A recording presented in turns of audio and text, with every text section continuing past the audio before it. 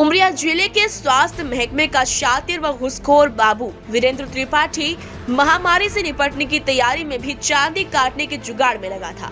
भला हो उस भले मानुष यानी सप्लायर का, जिसने नोट के भूखे बाबू की मंशा कलेक्टर को बता दी। नहीं तो ये राक्षस तो एक बार फिर लोगों के जीवन से खिलवाड़ करने की तैयारी पूरी ही कर दी थी। दरअसल पूरा मामला ऑक्सीजन की उपलब्धता से जुड़ा हुआ है, जिसके लिए जिले में पर्याप्त ऑक्सीजन सिलेंडर का भंडारण रखना था। लेकिन बाबू को उसमें भी घुस चाहिए थी और उसने 2.5 लाख रुपए की डिमांड की और सप्लायर के मना करते ही न सिर्फ खेप रोकी बल्कि सिलेंडर से भरा ट्रक को भी गोदाम में खाली नहीं होने दिया।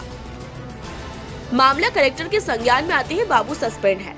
गौरतलब है कि कोविड की दूसरी लहर में ऑक्सीजन के हाहाकार से अकेले शहडोल मेडिकल कॉलेज में एक ही दिन में दर्जनों लोग दम तोड़े थे और जिले में 75 लोग महामारी की भेंट चढ़ चुके हैं।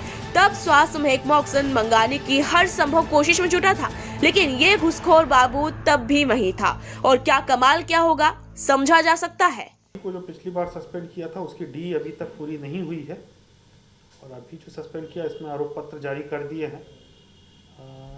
आरोप चूँकि गंभीर है तो निष्पक्ष रूप से डी की जाएगी। यदि डी में वो दोषी पाए जाते हैं तो फिर उनके विरुद्ध कड़ी कार्रवाई की जाएगी।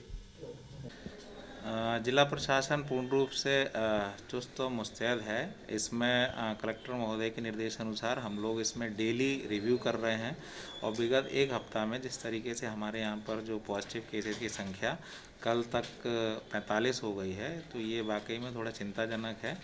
और इसमें हमारे अभी मैं आपको बतलाऊं कि 7 केस जो है वो हॉस्पिटलाइज हैं।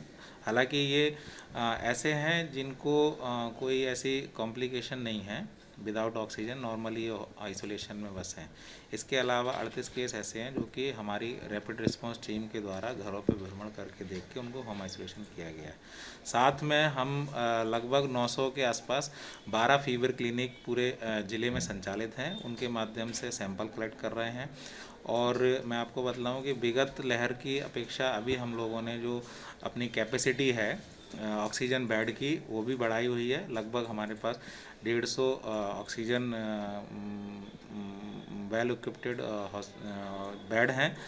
दूसरी चीज़ और मैं बतलाऊंगा कि अभी हाल ही में हमारे यहाँ पर जो है सीटी स्कैन वो इस्टेब्लिश हो गई है और इस वीक में उसके स्टार्ट होने की पूरी संभावना है।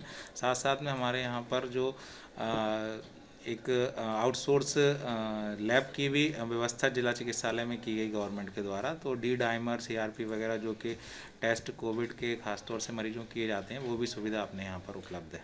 जीनोम सीक्वेंसिंग के लिए हमारे यहाँ से डेटा भेजा गया है, चूँकि इसमें होता ये है कि मेडिकल कॉलेज लेवल से लगभग 15 दिन में 5 सैंपल भेजे जाते हैं। तो हमारे यहाँ से एक सैंपल जो आया था उमरिया का उसका भेजा गया था, उसका फॉर्म भी हमने सबमिट किया।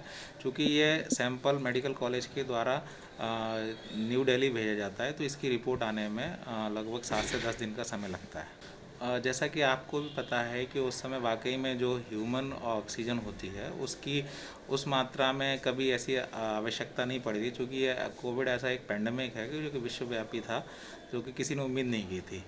और उस समय जो कठिनाइयाँ हुई थी, जो कि प्लांट लिमिटेड थे गवर्नमेंट के पास और जो प्राइवेट थे वो भी, तो अभी उससे सचेत होते हुए गवर्नमेंट ने हमारे यहाँ पर जिला चिकित्सालय में 1000 लीटर पर मिनट का एक ऑक्सीजन प्लांट भी लगाया है और दूसरा 100 LPM का एक प्लांट CSC पाली में भी लगाया गया है। उस समय मैं आपको बतलाऊं कि हमारे उमरिया में ख़ास तौर से जो भी मरीज़ थे उनको हम लोग पर्याप्त मात्रा में ऑक्सीजन की प्रतिपूर्ति कर रहे थे। हमने उस समय कटनी से भी ऑक्सीजन मंगवाई थी, जबलपुर से ही मंगवाई थी। साथ साथ में गवर्नमेंट ने बीच में जब ज़्यादा क्राइसिस हुई थी तब सिंगरौली के प्लांट से हमको इम्पैनल किया था, तो वहाँ से भी हुई थी। तो उस समय हमारे जिला चिकित्सालय में किसी प्रकार की ऑक्सीजन की कमी किसी भी मरीज को नहीं हुई थी।